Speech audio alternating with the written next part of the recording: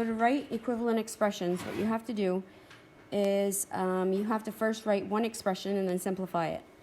So the 7th grade class has 35% fewer students this year. Write an expression to show the decline in the class numbers, then simplify. So we have to change 35% to a decimal. We move the decimal point back 2 places, so we get 0.35.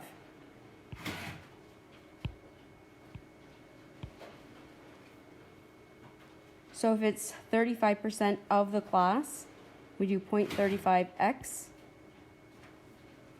And if we have fewer students, that means I'm subtracting it from the original amount of the class.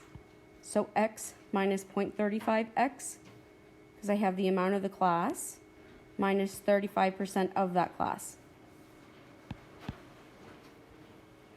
To simplify it, I have 1 minus 0.35, so I get 0.65x.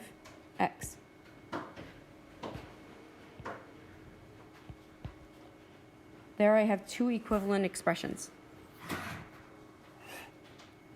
The next problem, to find the total after an increase of 15%, you could multiply the original amount by 0.85. Agree or disagree and justify your answer.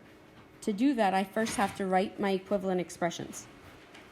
So to find an increase of 15%, I know I'm adding. I know I have to change 15% to a decimal. And I know I have to multiply it by x. So I have 1x plus 0.15x gives me 1.15x. Was that the same thing as what they gave me in the problem? No, so I'm going to disagree. I showed my work, so that's my justification. And I'm done.